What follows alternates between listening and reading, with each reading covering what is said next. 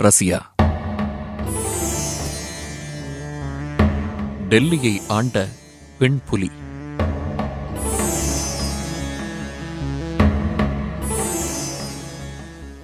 மகுடம் சுட்டிக் கொண்டால் மட்டும் மதிநுட்பம் வந்துவிடுமா என்ன?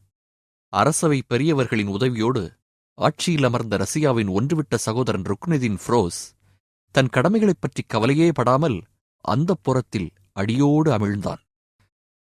மதுக்கோப்பைகள் கீழே உருள, மங்கைகள் மேலே புரள, ஆட்சிக்கு வந்த சில நாட்களுக்குள் அவன் துவக்கிய கேளிக்கைகள் கேவலமாகப் போய்க் கொண்டிருந்தன. சுல்தானின் அம்மா ஒரு மோசமான பெண்மணி. பெயர் ஷா துர்கான். முன்பு அரண்மனையில் வேலைக்காரப் பெண்ணாக இருந்து பிற்பாடு சுல்தான் இல்துத்மிஷை வளைத்துப் போட்டாள் அவள். அறிவு, அன்பு, பண்பு, பணிவு எதுவும் இல்லாத அந்த வெட்டிப் பெண்மணிக்கு அடித்தது யோகம். பொழுது புலர்ந்ததோ விடிந்ததோ கூட தெரியாமல் அலங்கோலமாக அந்தப்புரத்தில் கிடந்த மகனுக்கு சகல வசதிகளும் செய்து கொடுத்துவிட்டு அவன் பெயரில் ஆட்சி நடத்தியது அம்மாதான். அவளுக்கு மண்டியிடாத ஆலோசகர்கள் எல்லாம் மண்ணுலகிலிருந்து விடைபெற்றார்கள். தலையாட்டாதவர்களுடைய தலைகள் சீவப்பட்டன. மற்ற ராணிகள் திகைத்துப் போய் மெல்லிய குரலில் ஆட்சேபித்தார்கள். உடனே அந்தப்புரத்திலேயே அவர்களை சிறை வைத்தாள் ஷா துர்கான். இப்போது அரியணையில் அமர்ந்திருப்பது என் மகன், நடப்பதோ என் ஆட்சி, இதோ பாருங்கள் என்று சொல்லி சிரித்துவிட்டு யாரங்கே என்று குரல் கொடுத்தாள். ஓடிவந்து காவலர்கள் வணங்கி நின்றார்கள். இறந்து போவதற்கு முன் இல்துத்மிஷ் இன்னொரு ராணிக்கு அளித்த கடைசி பரிசான ஒரு குழந்தை பலவந்தமாக தாயிடமிருந்து பறிக்கப்பட்டது. இந்த குழந்தை ஒரு எதிர்கால ஆபத்து, தோண்டி எடுங்கள் அதன் கண்களை என்று உத்தரவு போட்டாள் ஷா துர்கான். மற்ற ராணிகள் கதறக் கதற வந்த காவலர்கள் ஆணையை உடனடியாக நிறைவேற்றினார்கள். அந்தப்புரத்திலிருந்து கசிந்து வெளியேறிப் பரவிய இந்த கொடுமையான செய்தி மக்களை ஆத்திரத்தில் ஆழ்த்தியது. டெல்லி ஆட்சியின் கீழ் இருந்த அயோத்தி, வங்காளம், முல்தான், லாகூர் மன்னர்களும் வைஸ்ராய்களும் சந்தர்ப்பத்தை பயன்படுத்திக் கொண்டு போர்க்கொடி தூக்கினார்கள். தலைக்கு மேல் ஆபத்து என்றவுடன் பயந்து போனாள் தாய். மயக்கத்திலிருந்த மகனை தட்டி எழுப்பி போர் உடை அணியச் செய்தாள். மகன் பிரச்சனைகளை சமாளிப்பான் என்று இத்தனைக்கும் நடுவில் அவள் கணக்கு போட்டது வியப்பான விஷயம்தான். ஆடையே அணியாமல் நேரத்தைக் கழித்துக் கொண்டிருந்த ருக்னுதீனின் உடலில் புதிதாக திடீரென்று போர் உடை. மதுக்கோப்பைகளை விட கனமான எதையும் அதுவரை தூக்கியிராத கைகளில் போர்வாள். ருக்னுதீன் சுல்தான் ஒரு படையை அழைத்துக் கொண்டு தட்டுத் தடுமாறி குதிரை ஏறி போருக்குக் கிளம்பிய அழகைக் கண்ட டெல்லி மக்களின் எரிச்சல் உச்சத்துக்குப் போனது. ரசியாவுக்கு மக்களிடையே இருந்த அன்பு, மரியாதை, ஆதரவு கண்டு அவளிடம் இதுவரை வாலாட்டாமல் இருந்தாள் ராணி ஷா துர்கான். ரசியாவும் மிகுந்த புத்திசாலித்தனமாக பொறுமை காத்தாள். ஆனால் வர வர சூழ்நிலை ரசியாவுக்குச் சாதகமாகிக் கொண்டிருப்பதைக் கண்ட ராணியின் கொஞ்ச நஞ்ச அறிவும் மழுங்கிப் போக ரசியாவை ரகசியமாகக் கொல்லும் முயற்சிகள் நடந்தன. இது கேள்விப்பட்ட டெல்லி மக்களின் ஆத்திரம் கட்டு மீறியது. கலவரம் வெடித்தது. ரசியா ரசியா என்று மக்கள் உணர்ச்சிகரமாக திரண்டு நின்று குரல் கொடுத்தார்கள். ஊர் எல்லையைக் கூட தாண்டவில்லை ருக்னுதீன் சுல்தான். மகனே, திரும்பி வா என்று அலறியபடி செய்தி அனுப்பினாள் கொலைகார ராணி. இனியும் பொறுப்பதில் பயனில்லை என்று முடிவு கட்டிய அமைச்சர்கள் அவசர கூட்டம் போட்டார்கள். ரசியாவை அழைத்து உடனே ஆட்சி பொறுப்பை ஏற்கச் சொன்னார்கள். கழுத்தை பிடித்து ராணியை சிறைக்குள் தள்ளினார்கள். அங்கே அவள் உயிரும் பறிபோனது. ஆட்சி ரசியாவுக்கு போய்விட்ட செய்தி கேட்ட ருக்னுதீன் உடனே செய்தது ஒரு கோட்டையில் ஒளிந்து கொண்டதுதான். அமைச்சர்கள் அனுப்பிய வீரர்கள் இடுக்கில் மாட்டிக்கொண்ட ஒரு பெருச்சாளியைப் போல ஒரு மூலையில் பதுங்கிய அவனை தூக்கிக் கொண்டு வந்தார்கள். சில நாட்கள் கழித்து அவனை தீர்த்து கட்டினார்கள். இது நிகழ்ந்தது 9ஆம் தேதி நவம்பர் 1236 அன்று. ஏகமான பிரச்சனைகள் வியூகமாக சூழ்ந்து நின்ற நிலையில் ஆட்சி பொறுப்பை ஏற்றுக்கொண்ட ரசியா என்னும் பெண்ணரசியிடம் மிகத் திறமை வாய்ந்த மன்னர்களுக்கு இணையான மதிநுட்பம், ராஜதந்திரம், நிர்வாகத் திறமை, வீரம் குடிகொண்டிருந்தது என்று வரலாற்று ஆசிரியர்கள் பாராட்டு மடல் படிக்கிறார்கள். வாத பிரதிவாதங்களைக் கேட்டு திட்டவட்டமாக நீதி வழங்குவதிலும் தவறு செய்தவர்களை தண்டிப்பதிலும் ரசியா தயங்கவில்லை. போர்க்களத்தில் வாளேந்தி முன்னணியில் சென்றதும் ரசியாதான். அப்போதெல்லாம் பெண் உடையை களைந்தெறிந்துவிட்டு ஆண் வீரர்களைப் போல உடை அணிந்து கொண்டாள் அவள். தகராறு செய்த குறுநில மன்னர்களும் கவர்னர்களும் ரஷ்யாவின் வீரத்திற்கு முன் மண்டியிட்டார்கள். பஞ்சாப், சிந்து, வங்காளம் எல்லா பிரதேசங்களும் ரஷ்யா முன் கைகட்டி தலைவணங்கின. நான் பெண்ணாக இருந்தால் என்ன, என்னையும் சுல்தான் என்றே அழையுங்கள் என்று உத்தரவு போட்டாள் ரஷ்யா. ஒரு நாள் குதுப்மினார் அருகில் இல்துத்மிஷ் நிர்மாணித்த மசூதியில் தொழுகைக்குச் சென்ற ரஷ்யாவை திடீரென்று ஆபத்து சூழ்ந்து கொண்டது.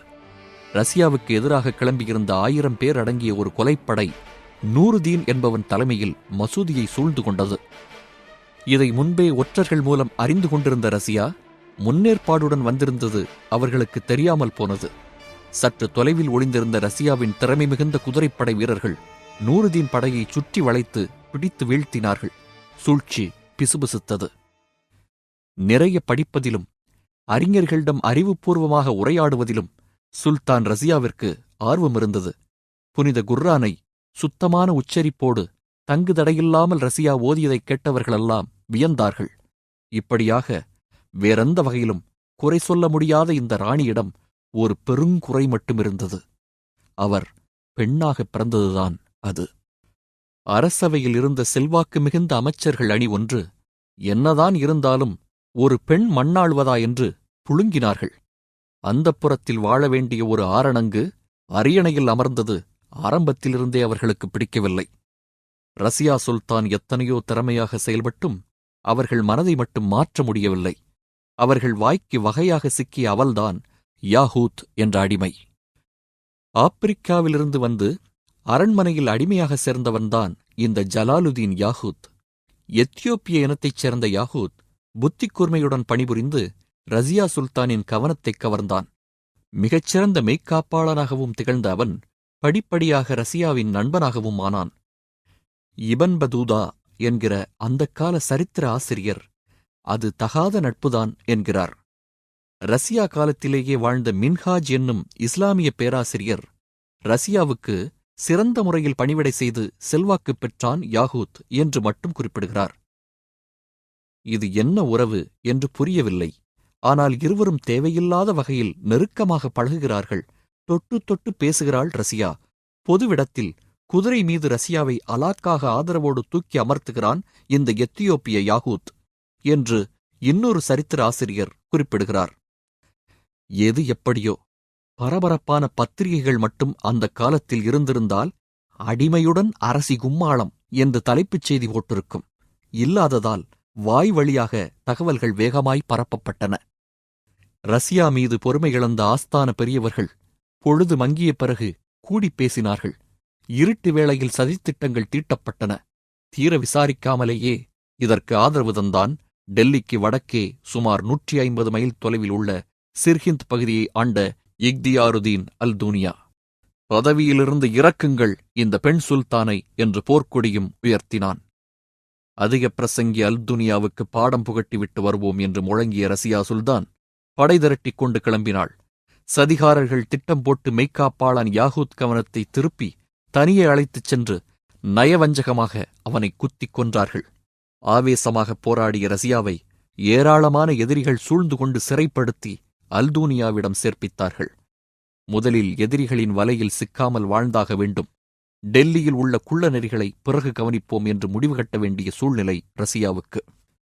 ரஸியாவை நெருக்கத்தில் பார்த்த அல்தூனியாவின் நெஞ்சத்திலோ உடனடியாக கிளர்ந்தெழுந்தது காதல்தான். ரஸியா பேச பேச ஒரு புது அடிமை உருவானான் அங்கே. பித்துப் பிடித்தவனைப் போல அவளையே பார்த்துக் கொண்டிருந்த அல்தூனியாவிடம் தனக்கு எதிராக டெல்லியில் போடப்பட்டு வரும் சதியின் பின்னணியை விளக்கினாள் ரஸியா. தவறு செய்துவிட்டோம் என்று அல்தூனியாவுக்கு புரிந்தது. பிராயச்சித்தமாக அந்த வீரப்பெண்ணை தன் மனைவியாக்கிக் கொண்டான். அடுத்த கட்டமாக அல்தூனியா ரஸியா தம்பதியின் தலைமையில் போர்ப்படை டெல்லி நோக்கி கிளம்பியது. இந்தக் காட்சி நிச்சயம் மற்ற வீரர்களுக்கு வித்தியாசமான ஒரு அனுபவமாகத்தான் இருந்திருக்கும். இதற்குள் டெல்லி பிரபுக்கள் ரஸியாவின் ஒன்றுவிட்ட சகோதரன் பஹ்ராமை பதவியில் அமர்த்தியிருந்தார்கள். ஆனால் விதி எதிரிகள் பக்கம் கட்சி மாறியது. போகிற வழியில் மேலும் பல ஆதரவாளர்கள் அல்தூனியாவுக்கு படையுதவி செய்ய அப்படி வந்து சேர்ந்த ஒரு படையோடு ஆபத்தும் வந்து கலந்தது. ரஸியாவின் படை டெல்லியை நெருங்கிய சமயம் பார்த்து அவர்களுடைய தளபதிகள் பலர் திடீரென்று தங்கள் ஆதரவை கைகழுவினார்கள். கூடவே பல வீரர்களும் நழுவினார்கள். படை சிறுத்தாலும் மனம் தளராமல் வீரத்தோடு போர் புரிந்தனர் அல்தூனியாவும் ரசியாவும். இடையில் இருவரும் கூடாரத்தில் சற்று ஓய்வெடுக்க வந்தபோது கூடவே காலனும் பின்தொடர்ந்தான். அல்தூனியாவிற்கும் ரஷ்யாவிற்கும் உதவிக்காக வந்த ஒரு படையில் சேர்ந்திருந்த சில இந்து வீரர்கள், இந்த பெண்ணிடம் மறுபடியும் மகுடம் போனால் இஸ்லாமிய ஆட்சி நிலைத்து நின்றுவிடும் என்று ஆத்திரத்தில் பழி தீர்க்கிறேன் பேர்வழி என்று உள்ளே வாளை உருவிக்கொண்டு புகுந்தார்கள். எதிர்பாராத இந்த ஆபத்தை முதலில் கவனித்தவள் ரசியாதான். ஒரு வினாடி திகைத்தாலும் உடனே சுதாரித்துக் கொண்டு வாளை பாய்ந்து எடுத்துக்கொண்டு எதிரிகள் மீது பாய்ந்தாள் அவள். பெண் புலியாக இருந்தாலும் பலர் சுற்றி வளைத்துக் கொண்டு வேட்டையாடினால் என்ன செய்ய முடியும்? ரசியாவின் உடலை வந்தவர்களின் வாட்கள் திரும்ப திரும்ப பதம் பார்த்தன. இரத்தத்தில் தோய்ந்த ரசியாவின் உயிரற்ற உடல் கீழே விழுந்தது. போராட முனைந்த அல்தூனியாவையும் கொலைகாரர்கள் வெட்டி போட்டார்கள். கிபி 1236 இந்த வீரப்பெண்மணி டெல்லியில் அமர்ந்து ஆட்சி புரிந்த காலம் 3 ஆண்டுகளும் சில மாதங்களும் தான். முதலாவதும் கடைசியாகவும் டெல்லி அரியணையில் அமர்ந்த ஒரே பெண் சுல்தான் ரசியா பேகம். முழுமையான திறமை பெற்ற இந்த ராணியை தீர்த்து கட்டியது எவ்வளவு பெரிய தவறு என்பதை அவசர புத்தியோடு இயங்கிய அந்த கொலைகாரர்கள் பிற்பாடு சில ஆண்டுகளுக்குள் புரிந்து கொண்டிருப்பார்கள்.